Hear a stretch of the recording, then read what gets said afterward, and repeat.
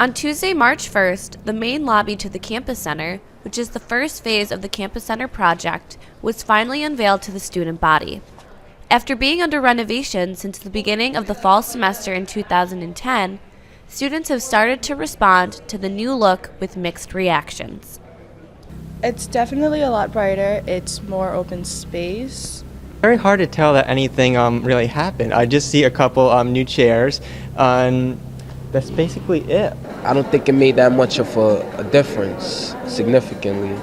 The overall goal for the first phase of the Campus Center renovation was for aesthetic purposes. While focusing on maintenance improvements like lighting and accessibility, it was also to make the lobby a more inviting and functional space. One of the biggest changes was removing Copies Plus, where students could get copies as well as bus and student event tickets. Phase 1 transformed it into a lounge spot for students by adding couches, chairs, and even a plasma screen TV. But the bigger question is, was the time it took worth the outcome according to students? It seems like it took a very long time, and I don't really see how it could take so long to do that. This whole remodeling thing took a lot of time and resources away from student groups that could have used the space. The only renovation that remains to the main lobby is installing new front doors and adding a few more decorative features. But when it comes to the next phase, students have a few ideas they hope the university will take into consideration. It's more space that's available for students to use and student groups as well, because as it is, there's only a couple of options that student groups can have to host their events. A chill spot, a social spot, an area like that. I mean, currently they do have places where students come and play pool and ping pong, but I feel making a place that's concentrated, directly to the students, to the social life, would be something that might be very interesting. With Phase 1 of the 3-part series completed, Phase 2, which includes construction of 2 new buildings onto the Campus Center, will begin within the next few months. With mixed reactions, students are eager to see how the new construction will turn out. Reporting from the Campus Center, I'm Tricia Matolka, ATV 360.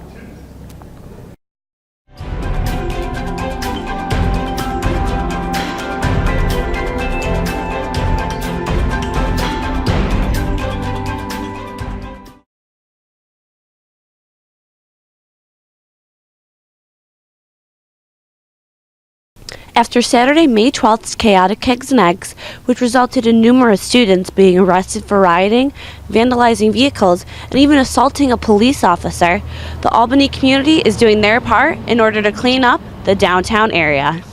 On Friday, March 18th, students from the UAlbany and local community got together for the first annual Albany Cleanup. The event was put together by Lee Francis Sweet, a graduate from UAlbany and a current resident of the downtown area. She says it wasn't too difficult to put the event together and got an ample amount of help and support from the community. I threw it up on Facebook, on the internet. I invited all the people I could think of, and it just exponentially went out from there. Sweet says the 2 biggest helpers were Anton from the Hudson River Coffee House and Britton from All Good Bakers, providing free food and coffee for those who participated.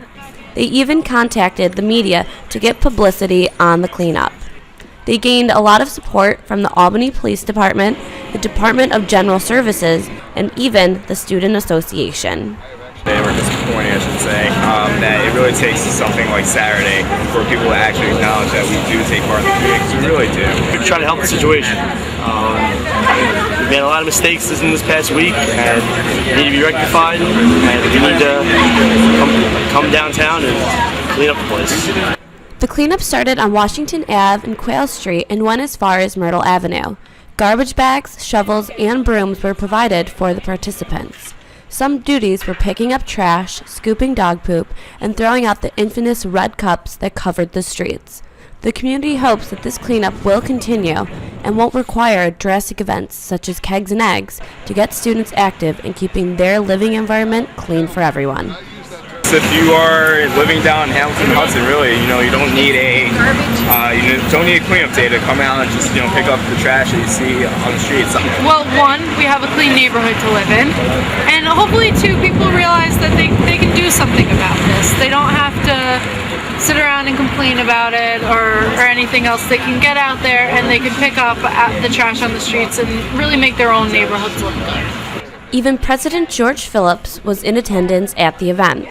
Being there since 12 in the afternoon, he was proud of the students that came to help clean the area some had trashed the weekend before. It's a great example of how engaged and concerned our students are and the good work that they do in the community, and I think that this hopefully will allow the members of the community to understand that we have 18,000 students at the university, and 99.99% of them are engaged and concerned and are willing to basically put out a lot of effort to help their fellow members of the community. The students that took part in Friday's cleanup may not have been involved in the Kegs and Eggs riot, but taking the initiative to make Albany a cleaner place demonstrates something our university can be proud of our students for. This is Tricia Matolka for ATV 360.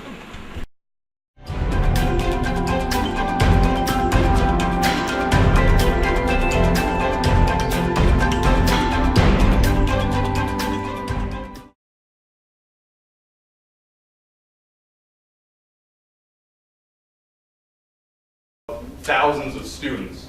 If you have thousands of students, our voice will be heard. On Thursday, March 17th, was the Student Association candidates debate for the presidential and vice presidential positions. During the debate, the candidates discussed why students should vote for them and the big issues that are occurring on campus. It's the cleanup from Kegs and Eggs, really, and hoping that our student activity fee will stay with us. We most definitely need as much support from the student groups as possible, who know that we support them and who know that we fund many more things other than Fountain Day. But right now the rumor is that Fountain Day is gone and we're not doing anything, so we really need to get rid of that, and that's what we've been working on. It is completely essential to vote. I know everyone keeps saying you have to vote for the student activity fee because that's more important than any race here. Students, we need to focus a lot more on how we spend our funds and how we do our jobs. I see a complete lack of discipline within the Student Association offices and a real lack in responsible spending and direction of spending. Students that were in attendance were mostly Student Association members.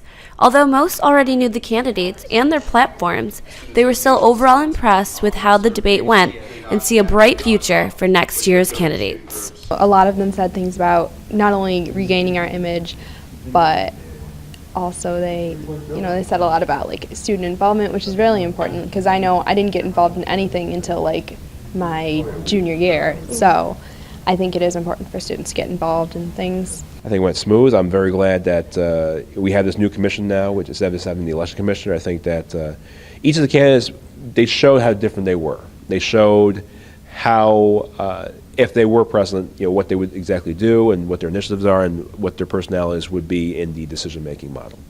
However, not everyone was thrilled with the turnout and are interested in figuring out how to raise awareness about such important events that occur on campus. I'm a little disappointed in the turnout. Last year, I believe we had about 80 people show up, and the year before, a similar number. And I think having roughly about 30 to 40 people is kind of disappointing considering the magnitude of decision-making that the next president of the Student Association has to make. It was spectacular, and I think the worst thing about it is I recognized at least 90% of the people who were here, which means that they were already involved. We didn't reach any new people tonight. Regardless of the turnout, most believe the debate went smoothly. Although the candidates were running against each other, they reinforced that students should vote for the platform they support and not vote just because someone is their friend.